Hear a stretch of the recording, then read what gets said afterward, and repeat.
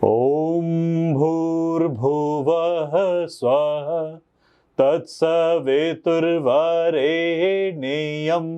भर्गो देवस्य धीमहि धियो यो न प्रचोदयात्। ओम शांति शांति शांति। या देवी सर्वभूतेषु शक्ति रूपेण संस्थिता नमस्तस्यै नमस्तस्यै नमस्तस्यै नमो नमः। या देवी सर्वभूतेषु विद्या रूपेण संस्थिता नमस्तस्यै नमस्तस्यै नमस्तस्यै नमो नमः। हर हर महादेव, हर हर महादेव, हर हर महादेव।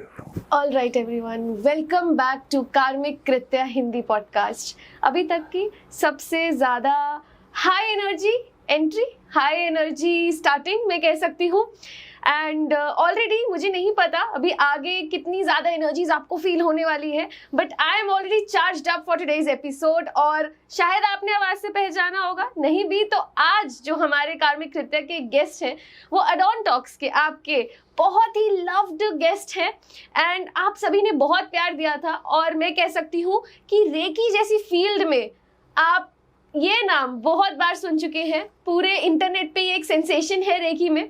सो आज के हमारे गेस्ट हैं Reiki grand master Siddharth Bhardwaj sir. Welcome to कार्मिक Kritya sir. Thank you so much, thank you so much. कैसे हैं आप? I am very well, fine, how are you? All right sir, so introduction मैंने दिया, लेकिन बहुत सारे ऐसे लोग होंगे जिन्हें आज की डेट में भी रेकी एक साइंस है क्या है ये नहीं पता जी। सबसे पहले तो आप मुझे यही बताइए कि व्हाट इज रेकी? रेकी का जो नाम हम सुनते हैं हमें लगता है जापानीज नेम है। ये नेम जापानीज है, विद्या इंडियनाइज्ड है। मिकाओ उसुई, डॉक्टर मिकाओ उसुई जिन्होंने रीडिस्कवर किया था हीलिंग को, ये रेकी हीलिंग को, वो इंडिया आए थे, वाराणसी में, बनारस में, तब काशी कहते थे इसे। 7 साल 8 साल इस विद्या का अध्ययन किया था संस्कृत के साथ साथ। अच्छा। अथर्ववेद, साथ ही साथ बुद्ध का सधर्म पुंडरीक या लोटस प्रिंसिपल जिसे हम कहते हैं उसे पढ़ा था। और जब जापान वापस गए थे तो इसका नाम दिया रेकी, प्राणिक चिकित्सा। हिंदी में कहते हैं रे मींस यूनिवर्सल, की मींस एनर्जी, तो यूनिवर्सल एनर्जी को हम कहते हैं Reiki. Okay, I am an acupressure practitioner, तो मैं समझ सकती हूँ जो आपने की बोला। हम लोग भी ये वर्ड बहुत यूज करते हैं, ची वर्ड को। तो जितने लोगों को भी नहीं पता, जो सर ने मेंशन किया ची, एज आपने बताया इट्स एन एनर्जी। ओके, अब आपने जो ये वर्ड यूज किया एनर्जी, इसी पे हम चलते हैं। जब भी सर हम एनर्जी वर्ड यूज करते हैं या एनर्जी वर्ड का मेंशन करते हैं, हर किसी को एक ही चीज याद आती है कि मतलब कुछ कहीं पे कुछ बहुत ब्लास्ट ऑफ एनर्जी हो गया और एनर्जी है तो मतलब आप बस एक्टिव हो गए हो। जैसे मैंने स्टार्टिंग में बोला आई एम वेरी एनर्जाइज्ड, तो सब लोगों को शायद यही लगा होगा कि ये बहुत एक्टिव हो गई है पॉडकास्ट लेने के लिए। बट सर आई फील कि एनर्जी में भी ना एक अपनी कामनेस है, there is some sort of एक पीस है एनर्जी में। तो पहले तो आप ये एनर्जी बताओ, व्हाट इज एनर्जी? कुछ करने की क्षमता को ऊर्जा कहते हैं। ओके। कुछ भी करना हो। अब ऊर्जा के अपने रूप होते हैं। ऊर्जा स्थिर भी है, गतिमान भी है, और बहुत दिनों तक एक जगह पड़ी रहे तो स्टेगनेंट भी है। अच्छा। या जिसे हम एक ऐसी ऊर्जा जो कि खराब हो रही है, ऐसी ऊर्जा कह देते हैं। जो इंसान मनसा वाचा कर्मणा पे मूवमेंट करता है उसकी बहती हुई ऊर्जा बनती है। ठीक है। जो अपने अंदर लगातार बदलाव नहीं लाता, जस का तस पड़ा होता है, उसे हम तामसिक ऊर्जा कह देते हैं। अच्छा। स्टेगनेंट एनर्जी कह देते हैं। और जब आप इस ऊर्जा को ओवरफ्लो कर देते हो तो एंग्शियसनेस कह देते हैं, या कहीं ना कहीं आपके अंदर एक ओवरफ्लो ऑफ एनर्जी कह देते हैं। ऊर्जा के 3 रूप मिलते हैं हमें। अब आप में कौन सा रूप होता है, ये आपके विचारधारा, मनसा, बोलने के तरीके, रेट ऑफ नरेशन या क्वालिटी ऑफ स्पीच, या फिर आपके कर्म से ये आप डिसाइड करते हैं कि आप कौन सी ऊर्जा में जाने वाले हैं। स्थिर रहना सबसे पहली चीज है। ऊर्जा शांत भी करती है, ऊर्जा पागल भी कर देती है, ऊर्जा बिल्कुल रोक भी देती है। ये डिपेंड करता है कि आप इसे हार्नेस कैसे करते हो। एक तरह से लगा लीजिए कि वाइब्रेशन है। आप वाइब्रेशन को एक लेवल से ऊपर बढ़ा दोगे तो आप एक्सेस में जा रहे हो। आप वाइब्रेशन को एकदम स्टैग्नेंट कर दोगे, रोक दोगे, तो आपके अंदर एक डोरमेंसी आ जाएगी, आपके अंदर एक होल्डिंग आ जाएगी, या आपकी गतिशीलता रुक गई। आप यदि उसको एक बैलेंस के साथ लेके जाओगे, श्वास को स्थिर करके, आपके चक्रों को स्थिर करके, अपने चक्रों के अंदर की ऊर्जा को स्थिर करके, जैसे आपने बताया कि आप एक एक्यूप्रेशर, एक प्रैक्टिशनर हैं, डेंटियंस के बारे में पढ़ा होगा, मेरिडियंस के बारे में पढ़ा होगा, कंजंक्शन पॉइंट के बारे में पढ़ा होगा। तो ये एनर्जी के सेंटर्स होते हैं, नालियां, नाड़ियां कहते हैं इन्हें। हम उन्हीं ऊर्जा को, जिस ऊर्जा के बारे में बात करते हैं, उन्हीं नाड़ियों में या नालियों में सही ढंग से प्रक्षेपित करते हैं या पास ऑन करते हैं। ये हमारे पास ऊर्जा का सिद्धांत होता है। मैम, हमारे जो व्यूअर्स हैं के लिए बता देता हूं कि एनर्जी को ना हमेशा लोग ओवर के तौर पे जानते हैं कि इट्स अ ओवरफ्लोइंग थिंग। जब आप मेडिटेशन करते हो, ऐसा नहीं है कि आप शांत ही होगे, मेडिटेशन डिस्टर्बिंग भी हो सकता है। दैट डिपेंड्स अपॉन कि आप उसको किस तरीके से ले रहे थे। जैसे मैं मॉर्निंग मेडिटेशन कराता हूँ, 5 से 6 बजे एक मॉर्निंग मेडिटेशन सेशन होता है मेरा, मंडे, वेडनेसडे, फ्राइडे को। वहां पर हम क्या करते हैं कि श्वास लेना है, नाक से लेना है, मुंह से छोड़ना है, बट श्वास की आवाज कानों में नहीं आनी चाहिए। ओह, अच्छा। जब आप ये श्वास लेते हैं तो उसे इतनी साइलेंट ब्रेथ कहते हैं कि वो आपकी ऊर्जा को भड़कने नहीं देगी। नहीं तो अगर कानों तक आपकी श्वास की आवाज आ रही है तो आपकी एनर्जी रेज में कन्वर्ट हो सकती है। जब लोग मेडिटेशन में डीप उतरना चाहते हैं तो वो इस टाइप की अगर ब्रेथ को लेंगे, उनकी बॉडी शांत हो जाएगी। और ब्रेथ का नियम भी अगर सही करेंगे, जैसे कई लोग इनहेल करते हैं और एक्सहेल करते हैं, उसका पैटर्न गलत होता है। जब इनहेल करना है, पेट फैलना चाहिए। अच्छा, ओके। एक्सहेल करना है, पेट सिकुड़ना चाहिए। इसे योगिक ब्रेथ कहते हैं। तो आपके अंदर का वेसल, जिसे कुंभक कहते हैं, योग में से कुंभक बोलते हैं। अब वेसल का कॉन्ट्रैक्शन, रिलैक्सेशन, उसके अंदर का एनर्जी, जैसे रोटेशन, सर्कुलेशन, ये नॉर्मल होना चाहिए, तभी आप शांत हो पाएंगे। नहीं तो ऊर्जा फिर भड़क गई। स्वर सिद्धांत में चाप, आपकी श्वास की चाप होती है, मतलब इसकी फ्रीक्वेंसी होती है, बीट फ्रीक्वेंसी होती है। किस टाइप की ब्रेथ आ रही है आपकी, ये सब मैम ऊर्जा का ही टाइप है कि एक ध्यान करने वाले को किस किस चीज का ध्यान रखना चाहिए, एक साधक को किस किस चीज पे फोकस करना चाहिए। लोग साधना सालों साल करते हैं, बट कहते हैं ध्यान लगता ही नहीं। हम 20 साल से ध्यान कर रहे हैं, बट कभी ध्यान एकाग्रचित्त नहीं हो रहा, एक जगह पे फोकस नहीं हो रहा। किस कारण से? क्योंकि उनकी जो बीटिंग है वो डिफरेंशिएटेड है।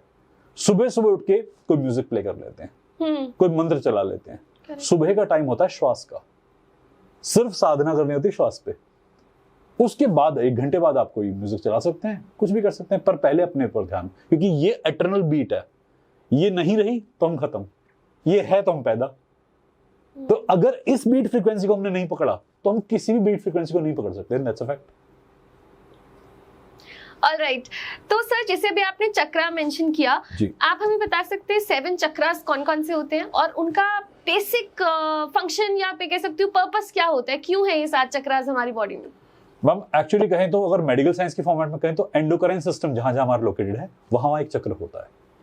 चक्र का मतलब होता है कि जो क्रम से चलता रहे, जिसके अंदर कॉन्टिन्यूअस मूवमेंट रहे।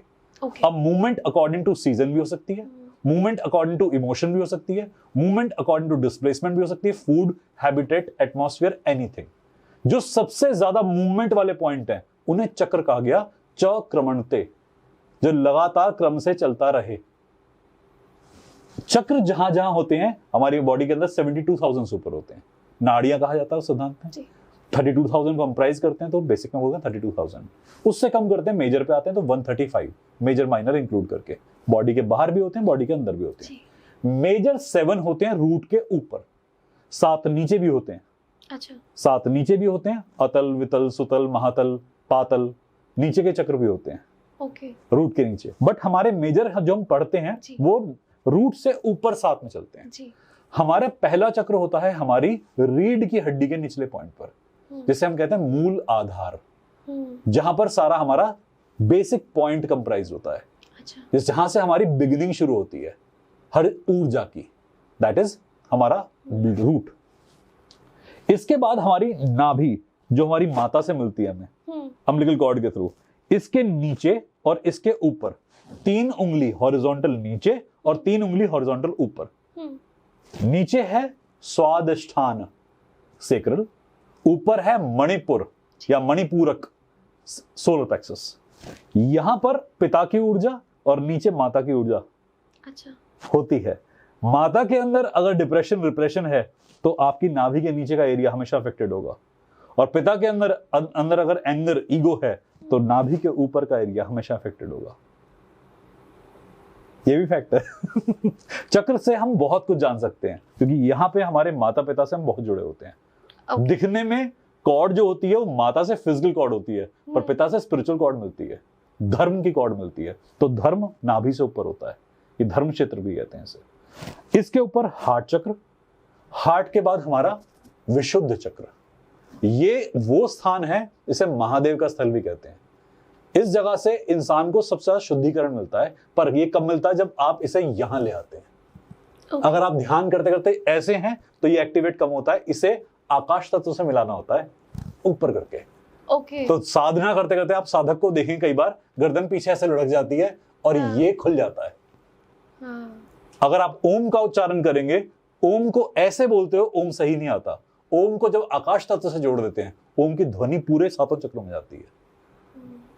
तो ये हमारा विशुद्धि चक्र है, ये हमारा शुद्धिकरण कर देता है। यहां पर कहते हैं आज्ञा चक्र, क्योंकि दुनिया में जितनी भी आज्ञाएं हैं, जो जा चुकी, जो आने वाली है, वो यहां से केंद्रित होती हैं। इसके बाद सबसे ऊपर हमारा जो शीर्ष मिलता है हमें, जो हमें ब्लेसिंग के तौर मिलता है, हमारा सहस्त्रार चक्र, क्राउन चक्र कहते हैं इसे। 7 चक्र का कंपोजिशन जो है वो बेसिक एक कंप्राइज है। इसके बाद 8वां चक्र भी होता है, बिंदु चक्र भी होता है, उसके बाद भी चक्र होते हैं बहुत सारे, ऊपर बॉडी से ऊपर चक्र होते हैं, जो आपके स्पिरिचुअल एसेंस के बाद डेवलप होते हैं। जो आप अपने स्पिरिचुअल एनलाइटनमेंट की स्टेट प्राप्त कर लेते हैं तब एक्टिवेट होते हैं। क्योंकि ह्यूमन बॉडी पर हमारे बेसिकली 6 चक्र होते हैं। अच्छा। 7वां जो होता है वो बॉडी से ऊपर है। हाँ। ऐसे ही नीचे भी, जो नीचे का सबसे 7वां होता है वो बॉडी से बाहर होता है, पाताल चक्र। अच्छा। पाताल कहते हैं, पाताल कहते हैं। 2 चक्र ऐसे होते हैं जो हमें जमीन के अंदर और आकाश के अंदर से मिलता है।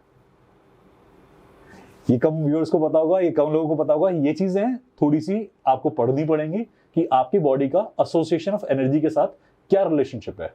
ये वो पॉइंट्स हैं जहां पर हमारी सेंसिटिविटी हाईएस्ट होती है, हम जहां से एनर्जी सबसे हाईएस्ट रिवील करते हैं या फिर गेन करते हैं, ऑब्टेन करते हैं। ऑल राइट, तो चक्रास के बारे में सर मुझे तो इतनी डीप नॉलेज, या मैं कहूँगी एक्चुअली में इट्स नॉट डीप, ये जानना बहुत जरूरी है। लोग बहुत इजीली ना नाम ले देते हैं कि हमारा रूट चक्र ब्लॉक्ड है, बस ये, बट पता किसी को नहीं है कि कौन सा चक्र ब्लॉक्ड है। एक बात सॉरी मैं कहूंगा कि जैसे ब्लॉक चक्र कहते हैं जी, ये बहुत ही मिसनोमर टर्म है। अच्छा। चक्र ब्लॉक बहुत रेयर कंडीशन में होता है। आजकल मैं बहुत फैशन में देखता हूँ स्टेटमेंट को लाते हुए, चक्र अनस्टेबल हो सकता है। ब्लॉकिंग जब होती है तो ह्यूमन बॉडी की हालत एक शव की तरह हो सकती है उस वक्त। चक्र ब्लॉक होता है जब या तो कैंसर बहुत फैल जाए, उस एरिया की नेगेटिविटी बहुत बढ़ जाए, या कोई एक्स्ट्रा पोजेशन कर ले कोई चीज हमारे ऊपर आके, और या फिर उस पर्टिकुलर एरिया का ऑरा बहुत डार्क हो जाए, तब ब्लॉकिंग ऑफ चक्र यूज करते हैं वर्ड। क्योंकि चक्र नेचर से मिले हैं, ये ब्लॉक नहीं होते, ये अनस्टेबल हो सकते हैं। इनका रिदम ब्लॉक हो सकता है, इनका रिदम अपने टर्म्स में थोड़ा ऊपर नीचे हो सकता है, इनकी फ्रीक्वेंसी डीअलाइन हो सकती है। मतलब इनकी फ्रीक्वेंसी का जैसे घड़ी चल रही होती है, घड़ी को ठीक करना पड़ता है बहुत बार, उसकी फ्रीक्वेंसी सही नहीं होती। तो चक्र के लिए ये वर्ड जो यूज करते हैं ब्लॉकिंग, ब्लॉक चक्र बहुत रेयरली पाए जाते हैं, और नॉर्मल लोगों के अंदर ब्लॉकिंग नहीं होती, अनस्टेबल हो सकता है। ऑल राइट सर, तो हमने जैसे बात करी चक्रास की, और हमने बात करी कि जो ब्लॉकिंग वर्ड लोग यूज करते हैं ये गलत है। तो सर बहुत सारे लोगों को ना ऐसा लगता है कि रेकी से ना इट्स लाइक अ मैजिक, लोगों को ये मैजिक लगता है। साइंस बहुत देर बाद समझ आती है, मैजिक पहले लगता है। तो सर बहुत सारे लोगों को ये डाउट रहता है कि इससे नॉर्मल आप पेन हटा सकते हो, बट आप बीमारियां सॉल्व नहीं कर सकते। ये इस चीज में कितना सच है? देखिए, मेरे पास जो मेरी स्पेशलिटी है वो कैंसर को हील करने की है। ओके। जहां पे भी मेरे पास, जो लोग मुझे जानते हैं और मेरे चैनल से वाकिफ हैं, हमारे पास हर संडे को फ्री डिस्टेंस कैंसर थेरेपी करते हैं। ओके। 6:30 से लेके 7 o'clock, ये हमारा टाइम फेमस है, और हमें पता है कि हम ये हीलिंग कर रहे हैं और उसके इफेक्ट भी आ रहे हैं। अब जब एक कैंसर जैसी चीज में आप रिलैक्सेशन ला सकते हो, जब पेशेंट हमसे कह रहा है कि मेडिकली उसे सपोर्ट नहीं मिल पा रहा, वो पेन में है, एक्सक्रूसिएटिंग पेन में है, डॉक्टर्स ने कह दिया कि कुछ नहीं हो सकता, कुछ दिन बचे हैं, कुछ घंटे बचे हैं, ऐसे ऐसे भी केसेस आते हैं हमारे पास कि पेशेंट बिल्कुल लास्ट स्टेज पे होता है। अभी कल परसों मेरे पास केस आया था कि सर आखिरी स्टेज पे सांसें भर रहे हैं, कुछ कर सकते हैं? मैंने कहा मैं हीलिंग देने का प्रयास करता हूं, बट मुझे लगता है कि इनके पास कुछ ही घंटे हैं। 2 घंटे के अंदर कॉल आया कि वो जा चुके हैं। अच्छा। तो ऑरा स्कैनिंग से दिख जाता है कि कितना टाइम है। आपने जो कहा बिल्कुल वैलिड है कि हम यहाँ हीलिंग कर सकते हैं, पर मैम हम पहले कार्मिक स्कैनिंग करते हैं। हम भगवान नहीं है, हम ये काम साइंस के साथ में कर रहे हैं। ये लॉजिकल साइंस होती है कि आपके कर्म क्या कहते हैं। मेरे पास जितने भी लोग आते हैं मैं हर केस को नहीं लेता। ओके। हमें पहले खुद भी स्कैनिंग करनी पड़ती है, एनर्जी से परमिशन लेनी पड़ती है। मैं ध्यान में उतरता हूँ, ध्यान में उतर के एनर्जी परमिशन लेता हूँ कि can I take this case, मैं केस ले सकता हूँ। और उसके बाद भी हम उनका एस्ट्रोलॉजिकल चार्ट स्कैनिंग करते हैं। या तो मैं प्रश्न कुंडली बनाता हूं या मैं जन कुंडली बनाता हूं कि अच्छा, अगर वहां से कर्मों में मेरा काम होने का आसार है तो मैं इंक्लूड करूंगा। नहीं तो मैं फैमिलीज को साफ साफ मना करता हूं, I can't take this case. और कई बार ऐसा होता है कि लोग बहुत बुरा मानते हैं कि हमारा केस बहुत एक्सट्रीम था, आपकी कंपनी बहुत बड़ी हो चुकी है, अब आप छोटे छोटे केस नहीं लेते हो, पता नहीं कितने एलिगेशन मेरे ऊपर लगते हैं। बट एक्चुअली मैं हाथ जोड़ के आप सबको बता रहा हूं कि ये हमारी कॉल तो है ही नहीं। मुझे काम महादेव के द्वारा दिया गया, इसलिए मैं कर पा रहा हूं। नहीं तो ये काम करते करते आपको भी पता होगा, जो लोग कैंसर की हीलिंग करते हैं कितनी चोटें आती हैं बॉडी के ऊपर, आप भी इफेक्ट होते हो। पॉडकास्ट से पहले हम बात भी कर रहे थे इस बारे में कि रेकी कैसे इफेक्ट करती है। कई बार क्या होता है कि लोगों को इस बात की समझ नहीं होती, एलिगेशन लगा देते हैं कि आप तो मजे कर रहे हो, बिजनेस कर रहे हो। ये बिजनेस नहीं हो सकता, ये वर्क ऑफ स्पिरिचुअलिटी है और यहाँ में परमिशन लेके चलना होता है। और जितने भी लोग मुझे सुन रहे हैं और वो हीलर्स भी हैं, वो इस बात को जानते हैं कि हीलिंग करते करते हमारी बॉडी पे भी स्कार आते हैं। जब कैंसर का थेरेपी सेशन कर रहे होते हैं, हीलिंग सेशन कर रहे होते हैं, आप लोग भी ज्वाइन करना चाहते हैं, आप जूम पे आकर ज्वाइन कर सकते हैं हमारे साथ में।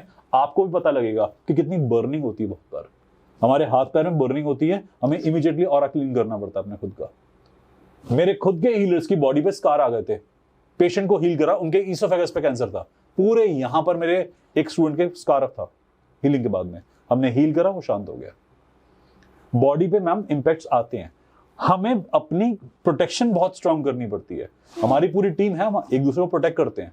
बट जो लोग नहीं जानते इस बारे में, वो मजाक भी उड़ाते हैं हमारा, और वो गलत तरीके से कर भी लेते हैं इस चीज को।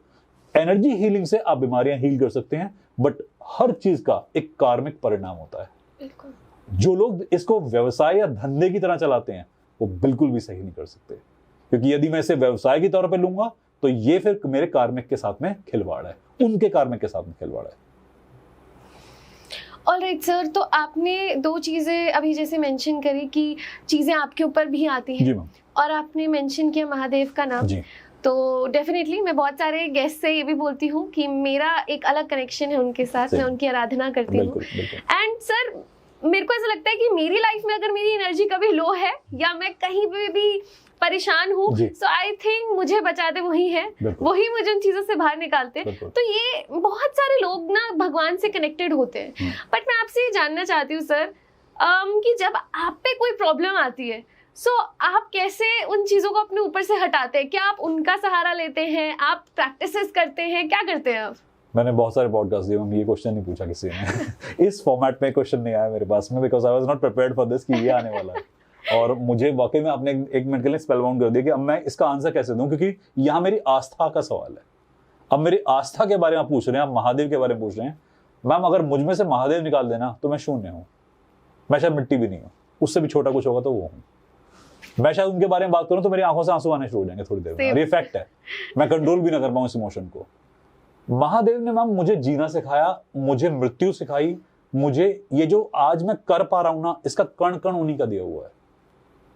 और मैम शायद मैं कभी जिंदगी में अगर माता पिता को शायद धन्यवाद दे पाऊं, और महादेव को धन्यवाद नहीं दे पाऊं, क्योंकि कम होगा। वो बहुत डीप है, जो लोग कनेक्ट कर सकते हैं वो कनेक्ट कर सकते हैं। और ये बेचने वाला इमोशन नहीं है, ये बताने वाला इमोशन नहीं है। ये ऐसी बात नहीं है कि मैं कुछ चंद शब्दों में आपके व्यूअर्स के सामने, आपके सामने प्रेजेंट कर दूं, क्योंकि ये ना मेरी जिंदगी भर की कमाई है। मैं इसे कैसे डिस्क्राइब करूं? आप अगर पूछते हैं कि मैं कैसे करता हूं, तो मैं सिर्फ उनके ध्यान में लीन हो जाता हूं। और जिस तरीके से जब हम पेन में डील करते हैं, स्टार्टिंग में हमारा पेन परसेप्शन बड़ा मुश्किल होता है, हम पेन से बड़े विभत्स तरीके से डील करते हैं, बहुत ही वियर्ड होकर डील करते हैं। महादेव ने मुझे पेन से डील करना सिखाया कि if I can hold something on this area, so you can. अगर मैं इस हलाहल को होल्ड कर सकता हूं, तुम क्यों नहीं? और उसके बाद भी मैं दुनिया को बेस्ट दे सकता हूं। हाँ। विश्व को अपने अंदर धारण करने के बाद क्या सीख है ये? मुझे तो ये सीख मिली उनसे।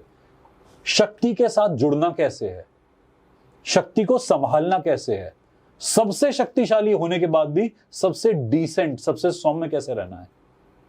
उस घमंड की प्राप्ति के आप बिल्कुल कोने पे खड़े हैं कि वो हो सकता है, और वो कोने पे खड़े होकर देखना उसे, तू घमंड है, मैं तो देख पा रहा हूं। That's Mahadev for me, this is Mahadev. तो मेरी ये जो चीजों का लेसन का एक लर्निंग है ना, ये महादेव है।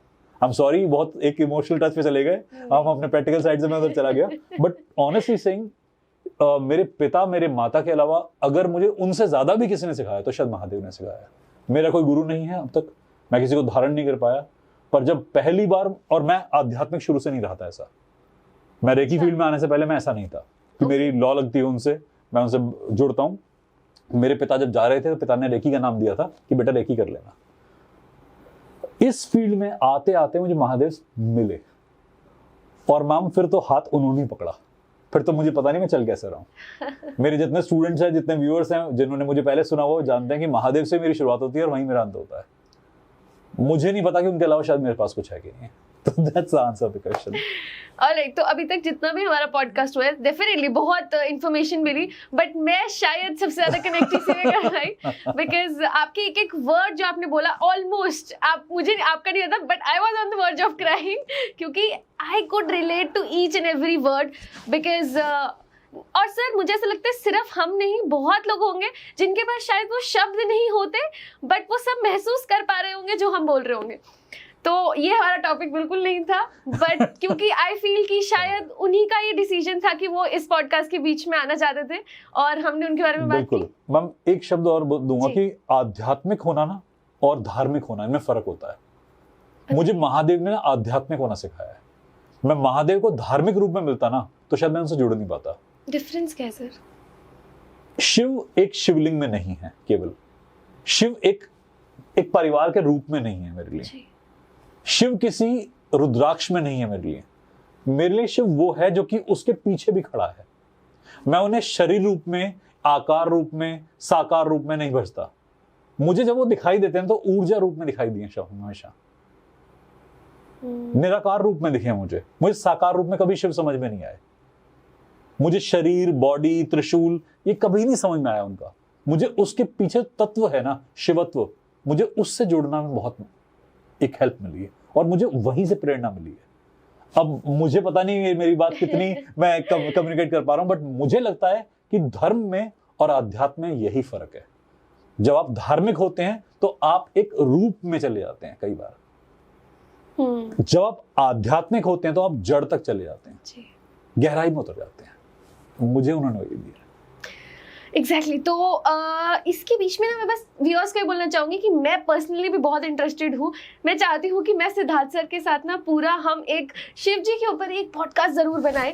तो आप लोगों को उसके लिए हमारे को कमेंट्स करके बताना पड़ेगा, क्योंकि अगर हम इस पे और मैंने सर से सवाल पूछे तो आई डोंट थिंक सो कि इसका कोई एंड है। तो वापस हम अपने रेकी के टॉपिक पे आते हैं, बट अगर आप लोगों को ये कन्वर्सेशन इंटरेस्टिंग लग रही थी तो कमेंट्स करके जरूर बताइएगा। इतने कमेंट्स होने चाहिए कि मैं सर को बोल सकूं कि वापस आइए हम शिव जी की बात करेंगे। वेल सर वापस चलते हैं रेकी के टॉपिक पे।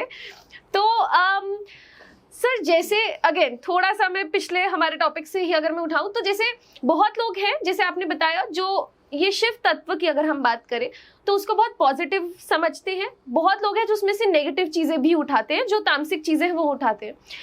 और अब मैं अगर इन चीजों की बात कर रही हूँ तो बहुत सारे लोग हैं जिन्होंने अगर रेकी सुन लिया, यूट्यूब से कुछ वीडियोस देख ली, तो वो रेकी इस समय प्रैक्टिस करना शुरू कर देंगे, या उनको लगेगा अब उनके अंदर वो हीलिंग पावर आ गई है, वो कुछ भी कर सकते हैं।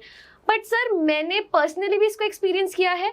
आप हल्की सी भी जब इस चीज में जाते हैं ना, आपको शायद ऐसा लगता है आप अलग वर्ल्ड से कनेक्टेड हैं, या फिर आपको एक अलग एनर्जीज पैटर्न अपने अंदर फील होते हैं। बट इसके नेगेटिव इफेक्ट्स भी होते हैं, जैसे कि हमारे पॉडकास्ट शुरू होने से पहले मैंने आपके साथ अपना एक एक्सपीरियंस शेयर किया कि जब मैंने इसको बहुत बहुत माइन्यूट लेवल पे प्रैक्टिस किया तो सारा दिन मुझे ही मेरी एनर्जी इतनी लो फील हुई। तो आई वांट टू नो कि बिना सोचे समझे जो इस चीजों को प्रैक्टिस करते हैं, रेकी के नेगेटिव इफेक्ट्स क्या हैं? देखिए क्या है कि हर फील्ड के नेगेटिव इफेक्ट्स होते हैं, टू बी वेरी ऑनेस्ट। आप अचानक से जाके ऑपरेशन थिएटर में सर्जरी अटेम्प्ट करना शुरू कर देंगे तो पहले पेशेंट मारेगा, फिर बाकी डॉक्टर मारेंगे, नर्सिंग स्टाफ फीड देगा, और पहली बात तो वहां तक घुसने भी नहीं देंगे। रेकी फील्ड भी ऐसा ही है कि यदि आप इसमें अचानक से घुस गए और आपने कुछ करना शुरू कर दिया, बिना मेडिटेशन के रेकी कुछ नहीं है। आध्यात्म का रास्ता पहले मेडिटेशन, ध्यान से आता है, और जो ध्यान नहीं लगा पाता उसके माइंड में और ब्रेन में कनेक्शन एस्टेब्लिश नहीं होता। अब now this is a very new topic, अभी बहुत न्यू टॉपिक है कि माइंड और ब्रेन में फर्क होता है। एग्जैक्टली। माइंड हमारे हर सेल में होता है, ब्रेन हमारी बॉडी का एक सेंट्रलाइज होता है। हमारे मल्टीपल माइंड्स मिलके हमारे ब्रेन को इंफॉर्मेशन भेजते हैं, ब्रेन उसका आउटकम निकाल के हमें एक इंफॉर्मेशन कमांड देता है। आपके हर माइंड को कंट्रोल करना साधना कहते हैं, आपके ब्रेन को कंट्रोल करना वर्ल्डलीनेस या मेटरलिज्म कहते हैं। ब्रेन को कंट्रोल कर पाके आप दुनिया से डील कर सकते हैं, बट माइंड्स को कंट्रोल करके आप साधना कर सकते हैं। हमारे हर एटम के अंदर, हर सेल के अंदर एक माइंड छुपा हुआ है।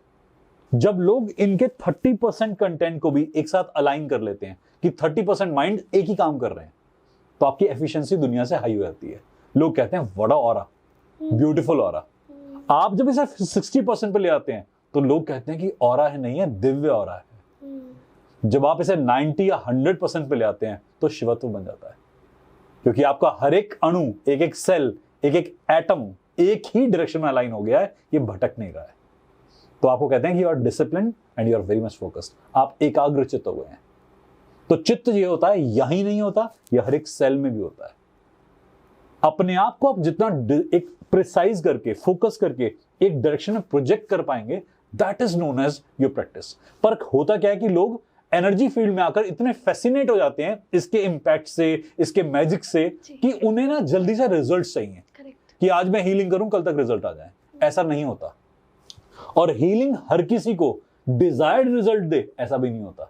क्योंकि मेरे माइंड की इंटेंसिटी, आपके माइंड की इंटेंसिटी जब तक एक नहीं होगी, रिजल्ट एक नहीं आएगा। एग्जांपल लेते हैं कि मान लीजिए आप मेरे पास आए, आपने हीलिंग करानी है। आपने कहा सर मुझे हीलिंग करानी है और मुझे आप पे फेथ है। अब फेथ एक होता है verbal faith. Majority of the client verbal faith और एक्शनल फेथ लेके आते हैं। दिखता है कर्म में और वाचा में फेथ है, मनसा में कहीं नहीं है। मनसा में डाउट ही डाउट भरे पड़े हैं। अब वो रिजल्ट मुझे दिख जाता है कि ये रिजल्ट थोड़ा डिले हो चुका, क्योंकि मनसा के बगैर ही आ रहा है। और कई लोग जो मनसा में फेथ लेके आते हैं, मन में फेथ लेके आते हैं, उनका अगले दिन से रिजल्ट आना शुरू हो गया। मेरे एक बहुत क्लोज मेरे नेट में कोई है, उन्होंने मुझे एक एग्जांपल सुनाया कि वो कैब से ट्रेवल कर रही थी। उन्होंने कैब ड्राइवर से बात करना शुरू करा तो पता लगा कि उस ड्राइवर ने एरोनॉटिकल इंजीनियरिंग कर रखी है। अच्छा। बट क्योंकि रिसेशन में, लॉकडाउन में वो फेल हो गया, उसकी जॉब छूट गई, अब उसे कैब चलानी पड़ रही है। तो जो मेरी जानकार हैं, इन्होंने इस ड्राइवर को जाते थे ब्लेसिंग्स दी कि कोई बात नहीं, आपके साथ ठीक हो जाएगा। और ड्राइवर इतना उनके साथ में एकाग्रचित्त हो गया, जुड़ गया, कि ड्राइवर ने उनसे उनका नंबर शेयर करा। ठीक है। कुछ ही देर बाद ड्राइवर को उनके पास कॉल आया कि मैम मुझे मेरे ऑर्गेनाइजेशन से कॉल आया कि my job is return back to me, मेरी जॉब मुझे वापस मिल गई है, आपने क्या करा है? 1 घंटा भी नहीं हुआ मिले को। ये भी कल परसों का इंस्टेंस है, उन्होंने मुझे शेयर करा, मैं आप लोगों से शेयर कर रहा हूं। आप लोगों को पता लगा कि कितनी इंटेंसिटी होती है इस चीज में जब आप महादेव से कुछ मांगते हैं।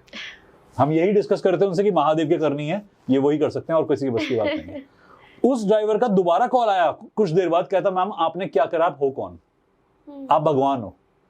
कहती क्या कर दिया मैंने, अब क्या मुसीबत आ गई तेरे साथ। कहता कि मेरे पास कुछ लोन्स वगैरह चल रहे थे, उस लोन्स का पे ऑफ हो गया है। अच्छा। कहता वो पैसा कहीं फंसा हुआ था, पता नहीं शायद पैसा उनको मिल गया या उनके लोन्स कहीं से पे ऑफ हो गए। कहता ये कैसे हो सकता है। 3 कॉल आई उस ड्राइवर की और 3 कॉल के अंदर उसने कहा कि आप कौन हो, आप मेरी कैब में कैसे आई थी। और ड्राइवर ने जाते जाते भी उनके पैर टच किए थे, पैर छू के गया था।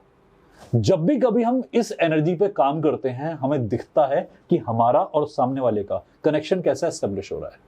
मैम हीलिंग से रियलिटी तभी कन्वर्ट होती है जब ये फेथ डेवलप होता है। लोग अपने माइंड में बहुत शूडनेस लेके भी आते हैं, एजेंडाज लेके भी आते हैं। एनर्जी सबको डिटेक्ट कर रही है, वो सबको सुन रहा है। आपके माइंड पूरे पूरे आपके थॉट्स को हम तक कम्युनिकेट करके पहुंचा रहे होते हैं। इंसान की चालाकी हीलिंग का रिसेप्शन रोक देती है।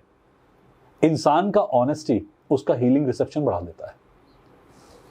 आज मॉर्निंग मेडिटेशन कराते वक्त मैं लोगों को कह रहा था हंसिए, स्माइल कीजिए। मेरे पास लिखे हुए कमेंट आ रहे थे कि हम स्माइल नहीं कर पा रहे। मैंने कहा 1 घंटे स्माइल नहीं कर पा रहे, दिन भर रोते रहते हो, वो तो बहुत आराम से कर लेते हो। 1 घंटे मुस्कुरा के नहीं देख पा रहे। कहते सर मुस्कुराना बहुत भारी पड़ रहा है, हंस नहीं पा रहे, हंसी नहीं आ रही, मुस्कुराहट नहीं आ रही, पेन ही पेन बाहर निकल रहा है। मैं कहा आपको आर्टिफिशियली प्रैक्टिस भी करनी पड़े तो भी मुस्कुराइए। पहले चेहरा मुस्कुराएगा, फिर मसल्स मुस्कुराएंगे, फिर आपके माइंड्स मुस्कुराने शुरू होंगे बॉडी के, वो इंफॉर्मेशन पूरी बॉडी में ट्रांसफर होगी। अगर हैबिट भी नहीं है ना तो हैबिट डालिए, क्योंकि पहले हमें संस्कार डालने पड़ते हैं। छोटे बच्चे को माला पकड़ानी पड़ती है, ओम नमः शिवाय बोलना सिखाना पड़ता है, फिर वो कई सालों में जाके हैबिट बनती है, और फिर कहीं शायद जाकर शिव का महत्व समझ में आता है कि शिव है कौन। तो अगर पहले स्टेप पे लोग कहते हैं कि हमें इसका मीनिंग बताओ कि मेडिटेशन से क्या होता है, हीलिंग से क्या होता है, लोग नहीं समझ पाते। पहले एक डिसिप्लिन जरूरी है। जितने भी लोग हीलिंग में आ रहे हैं, अगर वो डिसिप्लिन के बगैर आ रहे हैं, अर्ली मॉर्निंग जो डिसिप्लिन है एक हीलर को, मेडिटेटर को करना चाहिए, उसके बगैर आ रहे हैं, आप गिर सकते हो, चोट खा सकते हो, ऑरा डैमेज होता है। हम इतनी ज्यादा हीलिंग में इतना डिसिप्लिन लेके चलते हैं, हमारा खुद का ऑरा डैमेज होता है, क्योंकि कभी कभी चूक हो जाती है हमसे भी, तो हमारे हीलर्स हमें रिपेयर करते हैं, हम अपने आप को हील करते हैं। मैं अपने रूटीन में शांत हो जाता हूं एकदम से, अपने मनसा को रोक देता हूं कि बस अब कुछ नहीं करना, अब मेडिटेशन जोन में जाना है, आई नीड रिपेयर नाउ। कई बार हमने ऐसे, जैसा आप कह रहे हैं चोट लग सकती है, पेन हो सकता है। अभी मैं आपको अपना रिसेंट एक इंस्टेंस बताता हूं कि मैं बेंगलोर के अंदर कहीं पे कुछ गया था किसी काम से, कोई पॉडकास्ट का शूट था मेरा, और वहां पर कोई मिलने आया मुझसे, उनकी बच्ची की बॉडी के अंदर मुझे कोई नेगेटिव एनर्जी ट्रैप लगी कि इस बॉडी के अंदर कुछ है, एंटिटी है जो कि सही नहीं है। उस बच्ची ने बहुत प्यार से मुझे हग करा, छोटी बच्ची है और अपनेपन से बहुत दिनों से मेरे साथ मेडिटेशन कर रही है, जानती है मुझे। उसने आके कहा कि sir can I hug you, मैंने कहा बेटा, बहुत प्यार से करा। उसने कहा सर ऐसा हग मेरे को फील नहीं हुआ कभी भी। मैं कहा एक काम कर, ये मोमेंट तेरा है, इसे पूरा एंजॉय कर। तो she was hugging me and she was very much connected to me.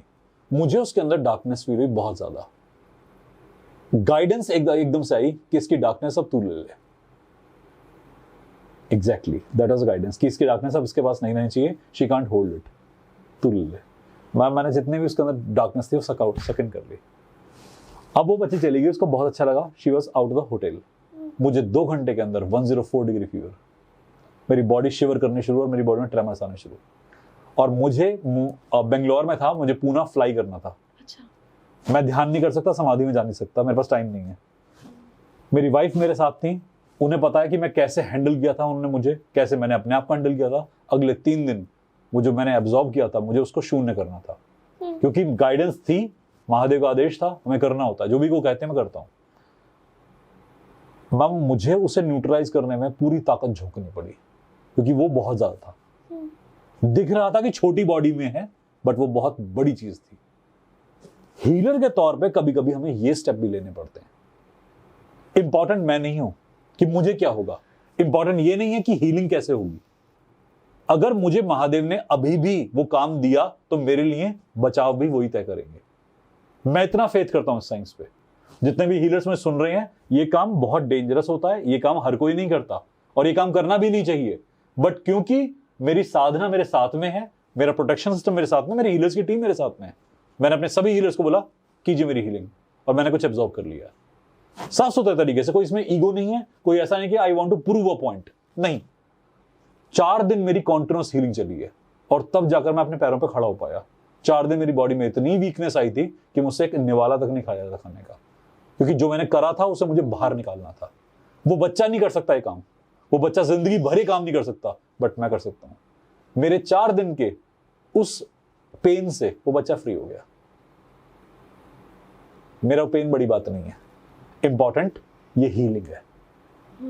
Healer को ये सब कुछ भी फील करना होता है, हीलर को इतने लेवल तक भी पुश करना पड़ता है।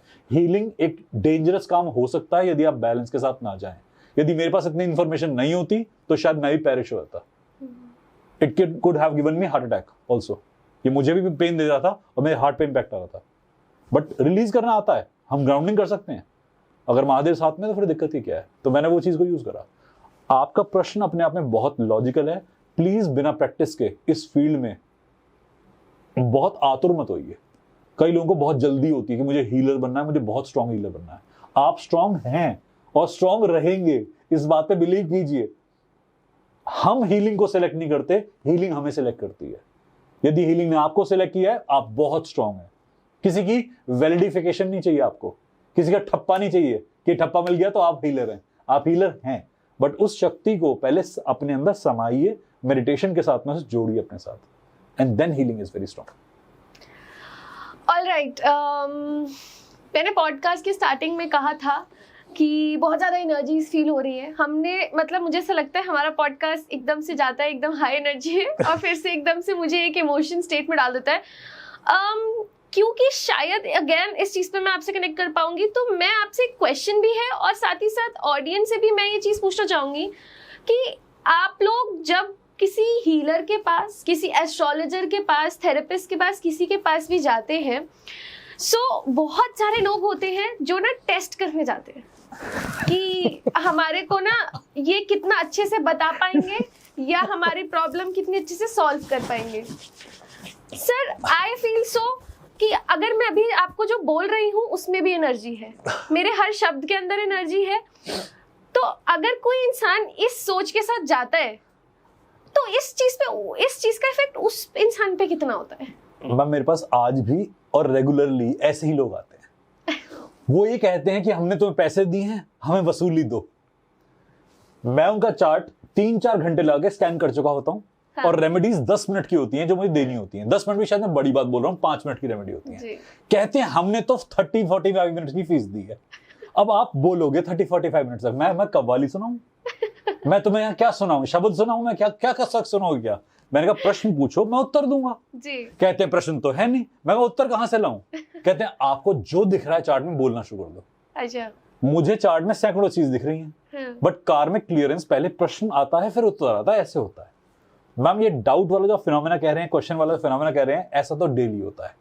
इतने डिसअपॉइंट होते हैं कि 10 मिनट का सेशन कैसे हो गया। मैंने कहा मैंने आपसे पूछा कि प्रश्न है, आपने कहा नहीं है। आप अपना टाइम वेस्ट क्यों कर रहे हो? मैं अपना टाइम वेस्ट क्यों कर रहा हूं? पर ये बात उन्हें समझ में कब आती है? जब वो अब हीलिंग लेते हैं, उसके बाद उनका फेथ बाद में डेवलप होता है, क्योंकि पहले उन्हें दुनिया में ऐसे ही लोग मिले जो पैसा लूटने बैठे हुए हैं। बिल्कुल। मैंने कई लोगों के पैसे वापस लौटा दिए कि मुझे तुम्हारा सेशन करना ही नहीं है। When you are in a doubt, don't go for session। मैं बार बार ये कहता हूं कि जब डाउट में हो कभी हीलिंग मत लीजिए। फ्री हीलिंग सेशन है मेरे पास हर सैटरडे को, सबके लिए। जैसे कैंसर के लिए तो संडे का हमारा टाइम पीरियड है, सबके लिए सैटरडे को फ्री हीलिंग सेशन है। आके अनुभव कर लीजिए ना। आपका अनुभव है, आप कर लेंगे। मैं इसके लिए टैगलाइन भी यूज करता हूं कंपनी की, पहले इस्तेमाल करें फिर विश्वास करें। पहले आके जान लें एक बार हीलिंग कैसे होती है। पर लोगों को क्या है कि क्रिटिसिज्म करने में बड़ा मजा आता है। मैं कई बार सेशन में होता हूं, हमें तो बस आपसे बात करनी थी, सेशन ले लिया। मैं कहा चिट चैट करने का कौन सेशन लगाया मैंने? कहते सर बस यूं ही आपसे जानना था कि आपको आता क्या है। तो सर, ये जो क्रिटिसिज्म है, मैं इसको मानती हूँ ये भी एक बैड एनर्जी है। ये बैड एनर्जी वो ऑब्जर्व नहीं करते, उनको इस चीज का कोई नेगेटिव इफेक्ट नहीं होता? पड़ता है। जब मेरे पास कोई भी सेशन लेता है, ये मैं पहली बार शायद किसी कैमरे बता रहा हूँ, तो मैं हर इंसान की हीलिंग करना शुरू कर देता हूँ। अच्छा। मेरे हर न्यूमरोलॉजी क्लास में, एस्ट्रोलॉजी क्लास में, रेकी क्लास में हर इंसान की मैं हीलिंग करता हूँ, ऑरा स्कैनिंग करता हूँ, हीलिंग करता हूँ। हम जब बैठे हैं तो मैं भी इस वक्त आपको हीलिंग कर रहा हूँ और हीलिंग एनर्जी आप तक पहुंच रही है। ये क्यों जरूरी है? क्योंकि ग्राउंडिंग रहती है, अच्छा एटमॉस्फेयर रहता है, इंसान को एक बूस्ट मिलता है। करेक्ट। नहीं तो क्या होता है, कई बार ये लोग अपना नुकसान कर रहे होते हैं, पता भी नहीं होता। वो नेगेटिव अफर्मेशन पे अफर्मेशन कर रहे होते हैं। करेक्ट। अब वो एनर्जी एक डिसफेथ से आ रही है, एक फेथलेसनेस से आ रही है कि आज तक जो चल रहा है मार्केट में, हम लूटने वाले बहुत बैठे हैं। अब बेनिफिट लोग मेरे से ये भी कहते हैं, सर हमने कल शाम को हीलिंग शुरू कराई थी, आज सुबह हो गया, हमें बेनिफिट नहीं मिला। ब्लैक मैजिक किस लेके आए? घर के अंदर एनर्जी अटैक है, उन्हें 1 घंटे के अंदर इफेक्ट चाहिए, उन्हें 1 मिनट के अंदर इफेक्ट चाहिए। That's very difficult to create. यहां पर काम जैसे एलोपैथी के अंदर भी 5 दिन लगते हैं, करेक्ट। होम्योपैथी के अंदर 15 दिन या कम से कम 45 डेज लगते हैं, डिपेंडिंग अपॉन क्या कंडीशन है। बट आप कैसे कह सकते हैं कि हीलर को मतलब 5 मिनट के अंदर चमत्कार क्या दिखाएगा? People expect magic. Every time magic should happen and we should be performing like that on them. Karmic बीच में कुछ नहीं बिलीव करते कि मेरा कार्मिक भी हिंड्रेंस कर सकता है, उनका कार्मिक हिंड्रेंस कर सकता है। नहीं, मैजिक करना है। ऑलराइट सर, जैसे आपने भी मेंशन किया, तो आपने जैसे बताया अलग अलग मोडालिटीज का, रेकी का इफेक्ट देखने में या उसका असर देखने पे अपने ऊपर, उसमें एक इंसान को कितना समय लग सकता है? जैसे मैंने आपको माइंड की और ब्रेन की कंसेप्ट बताई थी, जिनके माइंड प्रिपेयर्ड होते हैं, मैंने 19 सेकंड्स के अंदर इसका इफेक्ट होता देखा। 19 seconds. Okay. That is the minimum duration one can feel the effect. और मैंने 4-5 साल भी लोगों को देखा रेकी लेते हुए। मेरे पास मेडिटेशन के अंदर इतने उच्च कोटि के लोग आते हैं मेडिटेशन में शुरुआत करते हुए बोलता हूँ तुम्हें सोना नहीं है। यहां मैंने बोलना शुरू करा, वहां वो खराटे मार रहे हैं और मुझे ऑन स्क्रीन जूम के लाइव सेशन पे दिख रहा है खराटे मारता व्यक्ति। और बाद में जब मैं फीडबैक के लिए ग्रुप ओपन करता हूँ, व्हाट्सएप ग्रुप, कहते हैं thank you sir, it was amazing. मैं तुझे अमेजिंग क्या मिला? तो 3 साल सो रहा है, नींद पूरी हो गई। तेरी नींद पूरी हो रही है। उनका एक्चुअली मुसीबत ये कि सो नहीं पा रहे। वो मेडिटेशन में आते हैं, रिलैक्स फील करते हैं। Ma'am every body has a कार्मिक हिंड्रेंसेस एज वेल। बॉडी में यदि कफ ज्यादा होगा तो हीलिंग कम फील होती है, बॉडी के अंदर डिसबिलीफ होगा तो हीलिंग कम फील होती है। ये 2 चीजें ऐसी हैं जो हिंड्रेंस करती हैं। जिस भी बॉडी के अंदर कफ की रिटेंशन ज्यादा होती है उसको हीलिंग थोड़ा डिले में फील होती है। ऐसा नहीं बॉडी में हीलिंग नहीं जा रही, बट इंपैक्ट थोड़ा देर से फील होगा, विजिबल इंपैक्ट। बॉडी तो हील हो रही है, डिसबिलीफ है, वहां भी सेम काम होता है। लोगों को मैं हीलिंग फील कराता हूं, अरे कुछ नहीं था इसमें, तो ये तो कुछ है ही नहीं, रुक जाओ 2 मिनट रुक जाओ। फिर अगले दिन कॉल आता है, सर कल रात नींद बड़ी प्यारी आई। मैं कहा हुआ ना इफेक्ट। तो दैट इज द वे।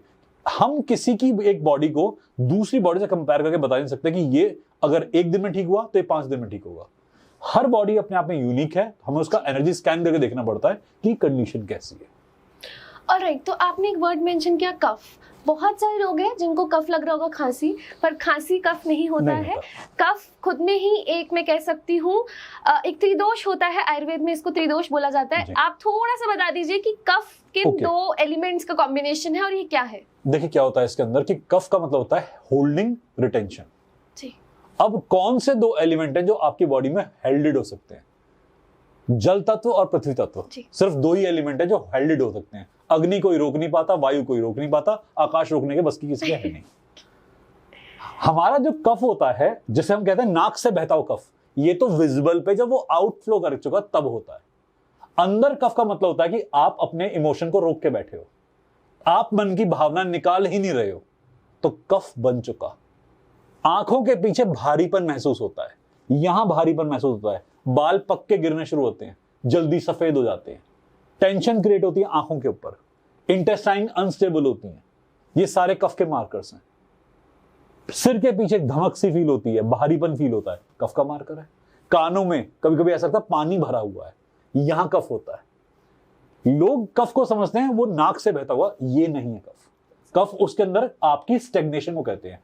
आपके अंदर के विचारों को यदि आप रोक के बैठे हैं, इमोशन को रोक के बैठे हैं, वो भी कफ है अपने आप में। सर आप ज्ञान का ब्रह्मांड है। ठीक है। और हाँ जी, जैसे कि मैं बताती, आई डोंट नो अभी तक आपको किसी ने ये बोला है कि नहीं, बट जब मैं एनर्जी की बात कर रही थी ना, तो सर की वॉइस और सबसे आपको पता चल रहा होगा कि सर में बहुत एनर्जी है, सर एकदम बिल्कुल एनर्जेटिक वे में सब कुछ बता रहे। पर at the same time I don't know if anyone has ever said this to you, उसके साथ साथ बहुत बहुत पीसफुल एनर्जी भी है आपकी। आपसे बात करने में ही मुझे बहुत पीसफुल फील हो रहा है। अब ये आप मेरी हीलिंग कर रहे हो, आई डोंट नो। मैम बचपन में रहने में मजा है, मैं इसमें ना मजे लेता हूं। मैं आपके डिस्कशन के अलावा मेरा ध्यान कहीं नहीं है। जब मैं इस मोमेंट को एंजॉय कर रहा हूं ना, आप भी करेंगे। मैं जितनी बात करूंगा ना, आपके साथ मजे लेके कर रहा हूं। मुझे टेंशन नहीं इसके बाद क्या करना है। ऑलराइट, तो sir coming back to our topic, तो बहुत सारे लोग होते हैं, देखिए, जो बहुत खुश है अपनी जिंदगी में, वो शायद इन चीजों के बारे में ना जानना चाहते हैं ना पढ़ना चाहते हैं। जो लोग बहुत परेशान है, डिप्रेशन में है, एंजाइटी में है, वो ही शायद कहीं ना कहीं चीजों से अट्रैक्ट होते हैं। अब ये शायद वो इनको अट्रैक्ट कर रही है, ये उन्हें अट्रैक्ट कर रही है, तो अब अलग फंडा है। बट डेफिनेटली जो लोग परेशान है वो ही इस चीज से जानकारी लेना चाहते हैं, जानना चाहते हैं। एंड मैं इसको स्पेसिफाई नहीं कर रही, बट मुझे ऐसा लगता है कि बहुत सारी जो हाउसवाइफ होती हैं वो इस चीज में सबसे ज्यादा शिकार बनती है। क्यों? बिकॉज बहुत सारे रीजंस हैं, एक्सपोजर नहीं है, एंड अपने इमोशंस, जैसे आपने बताया, जो सबसे अंदर रखे जाते हैं, वो मुझे ऐसा लगता है कि हाउसवाइफ सबसे ज्यादा रखती है। तो सर, अगर कोई आ रहा है हीलिंग के लिए, हमने ये तो बात करी कि हीलिंग करने के लिए कौन एलिजिबल है, बट हीलिंग जिसको करवानी चाहिए उसकी एलिजिबिलिटी क्राइटेरिया क्या है? हीलिंग के लिए एलिजिबिलिटी क्राइटेरिया सिर्फ इतना है कि तुम बैठ जाओ, तुमने हाँ कह दिया, इतनी एलिजिबिलिटी काफी होती है। क्योंकि मैम क्या है कि आपने बहुत प्यारा पॉइंट बोला कि हाउसवाइफ जो होती हैं वो परेशान होती है बहुत बार और कई चीजों जूझ रही होती है। लोग कह देते हैं छोटा ही तो काम है, तुम तो घर ही संभाल रहे हो, जबकि सबसे बड़ा काम वही होता है और उसमें पेमेंट भी नहीं मिलती। करेक्ट। और नॉन पेड जॉब्स बड़ी मुश्किल होती हैं करनी, और जिंदगी भर करी हो किसी ने तो salute to that personality. But ma'am क्या होता है, उस एक स्टेग्नेशन एनर्जी वाली हाउसवाइफ के जो बच्चे होंगे वो कैसे होंगे? स्टेग्नेंट। करेक्ट। क्योंकि एक घर की माँ यदि बाधित है तो उस घर का ऑरा कैसा होगा? बाधित। तो खाली माँ बीमार नहीं होती, परिवार बीमार होता है, घर की सोच बीमार होती है, घर की वंशावली, आगे जो आने वाली जनरेशंस हैं वो बीमार होती हैं। तो जिस भी घर में, अगर मान लीजिए मैं इस केस को कंसिडर करता हूँ और ये होते हैं केस, मेरे पास रेगुलर बेस पे बहुत सारे केसेस आते हैं कि बहुत सारी लेडीज रिप्रेशन की शिकार होती हैं, डिप्रेशन की शिकार होती हैं, और वो कहते हैं कि हम अपने परिवार में खुशियां लाना चाहते हैं। जब तक आप डिप्रेशन में हो, परिवार खुश कैसे हो सकता है? आप उसका बहुत बड़ा इंपैक्ट क्रिएट कर रहे हो, आप हिस्सा हो उसका। तो पहली हीलिंग उन्हीं की बनती है। मेरे पास जब भी आती है तो मैं कहता हूं आपको अपनी हीलिंग भी करनी है, मैं भी आपकी हीलिंग करूंगा। पहला कर्तव्य आप अपने लिए करेंगी, क्योंकि आज तक आपने सबके लिए कर लिया, आप आज अपने लिए को स्टार्ट करेंगे। तो that is the first act that they do for themselves, और वहां से उनको मजा आता है काम करने में। हीलिंग का पर्पस मैम केवल ऐसा नहीं कि हमें कमजोर की सहायता करनी होती है, परेशानी में लोग आते हैं, जैसा आपने कहा, मैं बिल्कुल एग्री करता हूं कि इंसान का जब तक पेन सेंटर एक्टिवेट नहीं होता वो भक्ति की तरफ नहीं आता या हीलिंग की तरफ नहीं आता। बट मैम कई लोग मुझे ऐसे मिले जो कहते हैं सर सब कुछ है, पर यहां ना जो मजा है वो कहीं नहीं। मेरे साथ अभी एक इंसान जुड़े थे, शायद कैलिफोर्निया से कहीं से, कहते हैं सर मैं एक सेंटर बनाना चाह रहा हूँ, हीलिंग का सेंटर बनाना चाह रहा हूँ, क्योंकि मुझे मेरे सपने में महा अवतार बाबा आए। वो सुन रहे होंगे मुझे और मैं उनको कोट कर रहा हूं, sir thank you so much for this experience. उन्होंने कहा कि मेरे सपने में मुझे महा अवतार बाबा आए और उन्होंने मुझे कहा आपको सेंटर बनाना है। मैं बहुत कनेक्टेड फील करा, कुछ जो बातें बताई मैं वो शेयर नहीं कर पाऊंगा क्योंकि वो हमारा बहुत व्यक्तिगत एक्सपीरियंस था, बट मुझे उनसे इतना कनेक्टेड फील हुआ। कहते सर मुझे कोई प्रेडिक्शन नहीं चाहिए आपसे, मुझे सिर्फ आपसे बात करनी है। कहते मैं खुश हूं अपनी लाइफ में, मेरे पास सब कुछ है। मुझे लगा कि अब मैंने फीस ले ली है, मेरे डिपार्टमेंट ने इनसे फीस ले ली है, तो मेरा कर्तव्य बनता है मैं कुछ उसके एवज में दूं। तो फिर मैंने कुछ उन्हें ऐसी बातें बताई जो कि जरूरी थी उनके लिए काफी इंपॉर्टेंट थी। हम कभी कभी खुशी में भी लोगों से मिलते हैं और हमें मिलना चाहिए भी। हम खुशी में भगवान को याद करें, ये जरूरी है। हम खुशी में भी हीलिंग करेंगे, बहुत जरूरी है, क्योंकि कई बार क्या होता है खुशी लेवल से ऊपर जब चली जाती है तो ओवर कॉन्फिडेंस बन जाता है, फिर वो ईगो में कन्वर्ट हो जाती है कि I have everything in this world. तो दोनों स्टेट में हीलिंग की इंपॉर्टेंस होती है, टूटते हुए ज्यादा ना टूटने में और खुश होते हुए ज्यादा ना बिखर जाने में, बैलेंस बनाने के लिए। ऑलराइट, तो सर एक जैसे हमने प्रॉब्लम डिस्कस करी कि हेल्थ कंडीशंस होते हैं, एंजाइटी हो गए, मेंटल। दूसरी प्रॉब्लम जो सबसे ज्यादा ट्रेंडिंग है वो है रिलेशनशिप्स, प्यार, और जो आजकल का सबसे हॉट टॉपिक है वो है हमारा, बहुत एक सर टर्म है जिसका मतलब मुझे अभी तक नहीं पता, and I think you are the right person to tell me the meaning of it. Twin flame, इसका मतलब क्या है? पहले तो आप यही बताओ मुझे। मैम ट्विन फ्लेम क्या होता है कि दो लॉ जल रही हैं और एक ही बाती की दो लॉ के दो हिस्से हो गए। अच्छा, इसे महसूस किया जाता है। कई लोग इससे एग्री नहीं करते, मैं भी इससे काफी समय तक एग्री नहीं करता जब मेरे साथ तो ये इवेंट नहीं होता, इंसिडेंस नहीं होता। एनर्जी किसी भी रूप में आपको मिल सकती है। आप ट्विन किसी इंसान के हो, ये किसने कहा? आप ट्विन मेल हो तो फीमेल के रहोगे, या फीमेल हो तो मेल के रहोगे, ये किसने कहा? ट्विन कोई भी किसी का हो सकता है। ऊर्जा होती है, चाहे किसी की भी हो। और मैं जहां तक अनुभव करके चुका हूं कि एक ट्विन नहीं होता। अच्छा, मुझे कई लाइफ के ट्विन्स मिले अपने, मैं कई ट्विन एनर्जीज से मिला। मुझे अब ये वर्ड ना ऐसा नहीं लगता कि एक ही होता है, मुझे लगता है अनुभव होते हैं ये। और वहां मुझे पूरी फैमिली मिली, सोल फैमिली कहते हैं उसको, एनर्जी फैमिली कहते हैं। ट्विन फ्लेम नो डाउट आपको एक बार में एक ही मिलेगा, एक लाइफ टाइम में। बट यदि आप मल्टीपल लाइफ टाइम देख चुके हो तो उसमें आपको मल्टीपल ट्विन्स भी मिलते हैं। ऑलराइट, इस लाइफ टाइम में मुझे अपने 2 ट्विन्स मिल चुके हैं। अच्छा, और मिलकर ऐसा नहीं कि हमने खिलवाड़ करा, हमने एनर्जी का ही एक और मंत्र सीख लिया। ओके, कंस्ट्रक्टिव वे में अगर इसे यूज करा जाए, ये चीज बहुत बेनिफिक है और ये चीज आपको एम्पावर कर देती है। बट अगर आप वर्ल्डली लेवल पे लोगे तो ये कैटास्ट्रॉफी है पूरी। बट इस थ्योरी को, इस फिलॉसफी को समझना कि ट्विन से कैसे हैंडलिंग करनी, कैसे डीलिंग करनी, दैट्स वेरी डिफिकल्ट, बिकॉज कहीं ना कहीं आप वर्ल्डली और स्पिरिचुअली के बीच में फंस जाते हो और दोनों के नियम बहुत अलग हैं। फिजिकल में सब कुछ विजिबल होता है, स्पिरिचुअल में केवल गाइडेंस बेस होता है। फिजिकल में पोजेशन होता है, स्पिरिचुअल में रिलीज होता है। ऑलराइट, ये डिफिकल्ट टॉपिक है, इसलिए इसको लोग समझ भी नहीं पाते कि ट्विन क्या है। दूसरी ही चीज इसी में एक बहुत कॉमन है, लोग बहुत इजीली बोलते हैं find your soulmate. So what is this soulmate? कौन है हमारा soulmate? Ma'am actually mating of soul तो पता नहीं होती होगी नहीं होती होगी, क्योंकि मुझे लगता है आत्मा अजर अमर होती है, वो किसी से मिलना नहीं चाहती, वो मुक्त होना आई होती है। ये जो सोलमेट वर्ड यूज करा गया है ना, पता नहीं किसने कहाँ यूज करा है, बट आपकी ऑप्टिमम एनर्जी किसी की ऑप्टिमम एनर्जी से कंबाइन कर जाए, that can be called as soulmate. कि मैं अगर आपकी ऑप्टिमम फ्रीक्वेंसी से कंबाइन कर रहा हूं तो सोल कंसेप्ट या सोल मैचिंग क्रिएट हो रहा है, दैट इज द थिंग। अब ये आपका परसेप्शन है ना कि आप किससे कंबाइन कर पा रहे हो विजिबल लेवल पे, बट जब आप किसी के साथ साधना करके देखो और उस लेवल पे जुड़ जाओ तो वहां सोलमेट फिलॉसफी आती है। लोग हीलिंग कराने आते हैं बहुत बार अपनी इस चीज की। हीलिंग से हम किसी के सोल के साथ फ्रीक्वेंसी एडजस्टेड है, वेल एडजस्टेड है कि नहीं है, ये भी देख सकते हैं। ऑलराइट सर, इसी में ना मुझे एक छोटी सी चीज आपसे पूछनी है। आई डोंट नो कितने सारे लोगों को ये सवाल शायद सही लगे नहीं लगे, बट मैं इसको अपनी तरफ से बिल्कुल अच्छे शब्दों में आपके तक पूछने की कोशिश करूंगी कि सर, जब भी अगर एक मेल और फीमेल के एनर्जी की बात होती है ना, तो वो हमेशा फिजिकल अट्रैक्शन पे या फिजिकल रिलेशंस पे चली जाती है। But I want to know, जो आपने एनर्जी को साधना का नाम दिया, या आपने कहा कि आप, अगर हम बात कर रहे हैं सोलमेट है, अगर आपने जैसे ये वर्ड बोल दिया एनर्जी मिल रही है, तो उन लोगों को लगता है कि शायद हमारी ना फिजिकल लाइफ बहुत अच्छी है, इसीलिए हमारी एनर्जी मैच हो रही है। I want you to explain कि एक्चुअली में जो एनर्जी मिल रही है वो क्या है, क्या किस टर्म पे आपने इस चीज को बताया, ताकि ये हमारे व्यूअर्स को क्लियर हो। ओके, मुझे काफी हंसी आ गई आपकी बात सुनकर, क्योंकि काफी सारे एक्सपीरियंसेस याद आ गए। सोलमेट अगर आपको मिल चुका है, ट्विन फ्लेम आपको मिल चुका है, मैक्सिमम ट्विन फ्लेम्स की शादी नहीं हो सकती, और इनकी शादी करा दो 2 दिन में डिवोर्स होगा इनका, क्योंकि इनकी ऊर्जा कंबाइन करती है, ये वर्ल्डली लेवल पे बिल्कुल कंबाइन नहीं करते, सर फोड़ के मर जाएंगे। 2 शक्तिशाली लोग साथ में नहीं रह सकते। मैं आपको ये बोल रही थी, आपकी वाइफ आपकी ट्विन फ्लेम, आपने पहले बता दिया।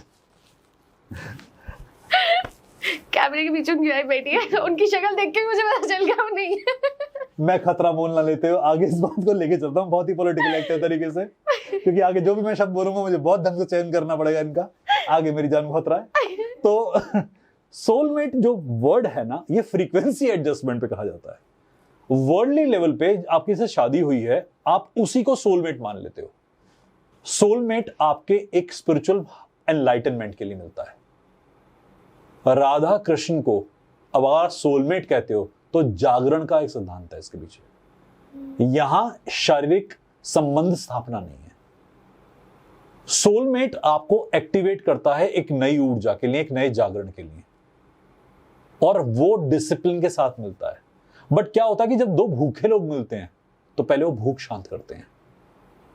अगर कोई इंसान इतना एनलाइटन है ही नहीं, उसकी संभावना उतनी है ही नहीं, तो आपको उसे पहले उतना शिक्षित करना पड़ेगा, साक्षर करना पड़ेगा, उसे इतना लिटरेट करना पड़ता है, एजुकेट करना पड़ता है। हमारे लेवल पे क्या होता है कि हम जब अपने सोलमेट से मिलते हैं, ट्विन फ्लेम से मिलते हैं, तो हमारी आधी क्षमता तो इसमें जाती है कि इससे ही शादी हो जाए। जरूरी नहीं है, करेक्ट, बिल्कुल भी जरूरी नहीं है। दुनिया के सिद्धांत, ईश्वर के सिद्धांत किसी कायदे से बने हैं। कोई संबंध का विच्छेद, संबंध का अलग होना हमारे हाथ में तब तक नहीं होता जब तक कि वो अंतिम दौर पे ना पहुंच जाए। अगर एक धागा भी है ना तो उसका सम्मान करना चाहिए। क्रिटिसाइज कर सकते हैं, एनालाइज कर सकते हैं, बट आप संबंध तोड़ नहीं सकते, तो कॉर्ड इनकम्प्लीट रह जाएगी। मैं कई लोगों को देखता हूं शादी तोड़ने को, डिवोर्स करने को कहते हैं कि I am free now. Are you really free? और there is a empty cord inside you, और incomplete cord inside you, incomplete cord inside you. वो उस कॉर्ड को लिए भटक रहे होते हैं, कहते हैं पता नहीं सर यहां पेन होता रहता है। मैं कितनी शादियां कर ली, मेरे पास शायद कल परसों केस आता, 4 शादियों केस था। मैं पहली बार तो हिम्मत है कि 4 अटेम्प्ट कर लिए तुमने। यहां एक करने के बाद भी जिंदगी में होता है कि बस अब बहुत है भगवान, अब मुक्ति दे दे।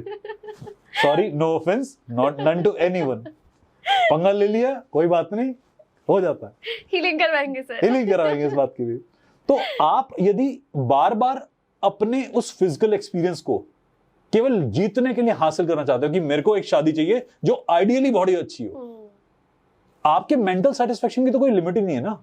आपका पार्टनर कैसा होना चाहिए? ऐसा दिखने में, ऐसा सुनने में, ऐसा होने में। एक पार्टनर नहीं चाहिए तुम्हें, 10 पार्टनर चाहिए। अब तुम 10 बार शादियां करोगे क्या? शादी का मतलब खाली ये नहीं होता कि शारीरिक संबंध, एक जुड़ना, दो लोगों का साथ बैठना, साथ बैठ के हंसना, एक ऊर्जा में बढ़ना, नए ज्ञान की प्राप्ति करना, वो एजुकेशन है। ये is the system of getting educated. आप साक्षर होते हो शादी में, you become literate in marriage, not even educated. Educated is a very low word, literacy is the higher word.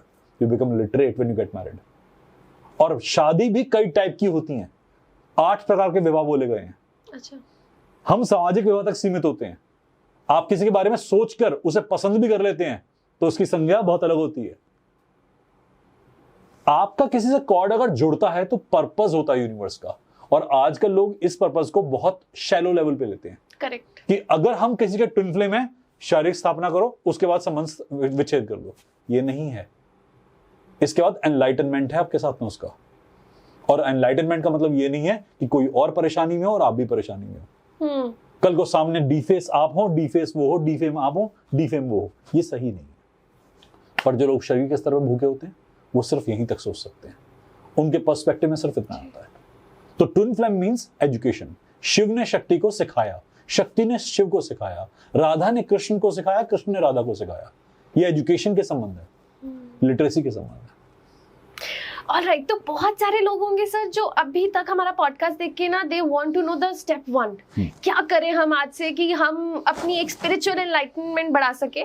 और उसके साथ साथ एक चीज और कि जैसे आपने बताया बहुत सारे लोगों के पास जिंदगी में सब कुछ है, उनको कोई हीलिंग नहीं चाहिए, पर एट द सेम टाइम वो शायद स्पिरिचुअली अलाइन होना चाहते हैं, उस कामनेस में जाना चाहते हैं।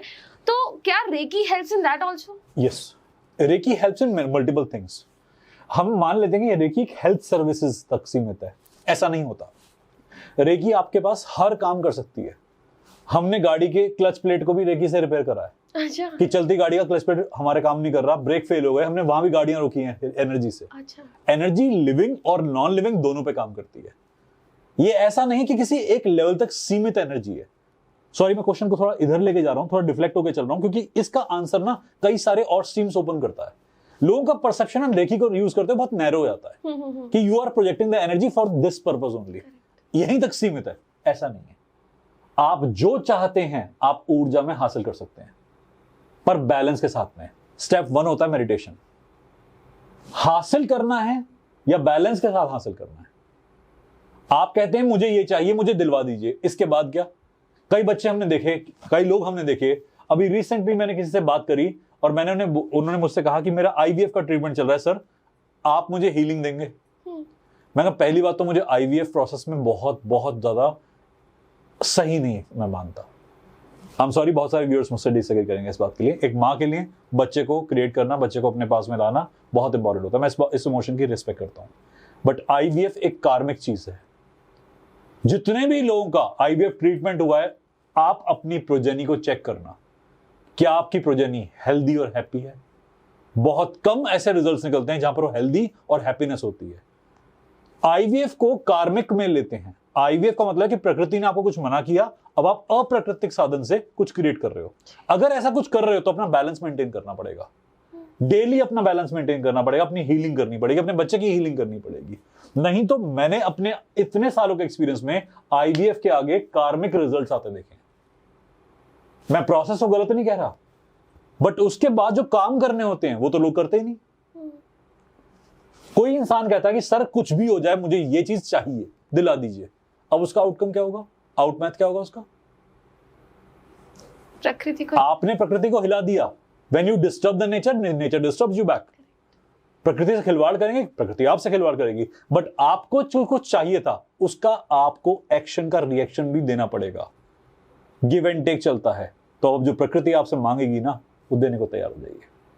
हम जब हीलिंग फील्ड में आते हैं, एनर्जी हमसे कुछ मांगती है। आप क्या देते हैं? हो सकता है आपको चॉइस मिले तो आप अपना प्रोक्रास्टिनेशन दे दें, अपना लेजीनेस दे दें, अपनी बुरी चीजें दे दें।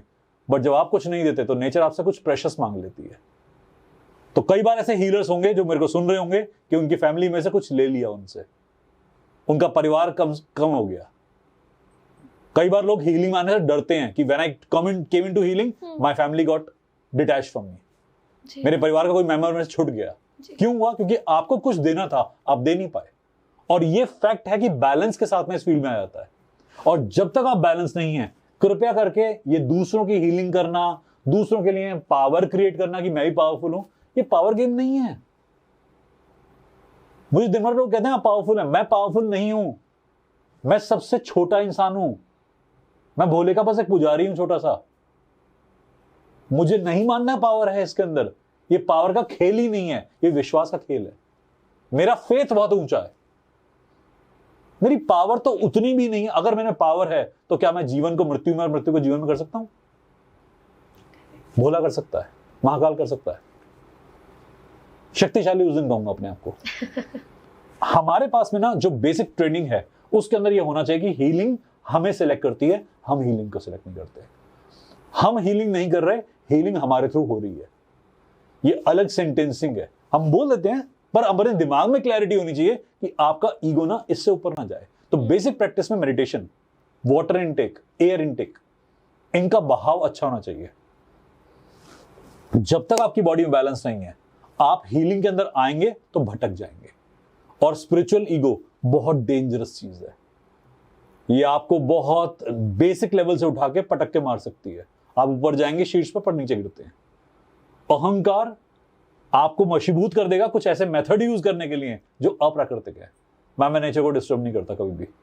अगर नेचर ने मुझे मना कर दिया काम नहीं होना, मैं बिल्कुल हाथ जोड़ के खड़ा हो जाऊंगा, ये काम नहीं होना। मुझे बहुत बड़े बड़े लोगों को कॉल आते हैं और कितना ही प्रलोभन देते हैं, बहुत लालच देते हैं कि अभी कल परसों किसी का कॉल आया था, मैं नाम नहीं ले सकता किसका था, बहुत ही बड़े इंसान है और पूरा इंडिया जानता है उन्हें। उन्होंने कहा था कि सर आप ये हमारा काम करा दीजिए, उसके बाद आपको पीछे मुड़ के देखने की जरूरत नहीं पड़ेगी। मैं कहा सर मैं गाइडेंस लूंगा, अगर मेरे पास गाइडेंस हुई तो मैं आपको एंटरटेन करूंगा, नहीं तो मैं हाथ जोड़ दूंगा। वो बहुत बुरा माने, उनका कॉल नहीं आया मेरे पास दोबारा। और मुझे पता है वो मुझे, मेरे को और मेरी कंपनी को इतना बेनिफिट दे सकते थे जो शायद पूरे इंडिया में कोई ना ले पाए। बट मुझे वो काम करना ही नहीं है। यहां हमें चुनौतियां आती हैं और हमें ध्यान से समझना पड़ता है। लालच वाली चीजों के पीछे चलेंगे तो एक हीलर का पतन हो जाएगा, हीलर गिर जाएगा। डिफिकल्ट चॉइसेस कई बार हमें करनी पड़ती हैं। I'm sorry to say, बहुत सीरियस हो गया टॉपिक, बट मैम एक्चुअली में हीलर को समझना पड़ता है कि लालच और हीलिंग के बीच में एक डिफरेंशिएशन होता है। All right, so सर हमारी कन्वर्सेशन एंडलेस है। All right, so first of all आप लोगों को ये पॉडकास्ट कैसा लगा ये तो आपको कमेंट्स करके बताना ही है। मतलब आई थिंक ये हमारा एनर्जी एक्सचेंज है कि आप लोग कमेंट्स करके बताइए। And eight the same time I want कि आप सभी लोग बताइए कि कौन सा बेस्ट पार्ट था हमारे पॉडकास्ट का, और उसके साथ साथ बताइए और कितनी सारी चीजें हैं जिस पे आप सिद्धार्थ सर को वापस कार्मिक कृत्या पे देखना चाहते हैं। Sir I don't want to stop you but time stops me, but thank you so much sir. मेरे को ऐसा लगता है कि ये पहला ऐसा पॉडकास्ट होगा जिसमें मैंने जानना ही नहीं चाहा कि टाइम कितना हुआ है, क्योंकि मुझे रोकनी नहीं थी कन्वर्सेशन। मैम काल को और महाकाल को हम दोनों नमन करते हैं तो हमारे जरूरी है। Thank you so much for calling me. All right, so thank you so much for being a lovely audience। जैसा कि सर ने भी बहुत बार ये वर्ड यूज किया और हमारे चैनल का नाम ही कार्मिक कृत्य है, तो thank you for watching this episode. कार्मिक रहे, कर्म करते रहे। Thank you.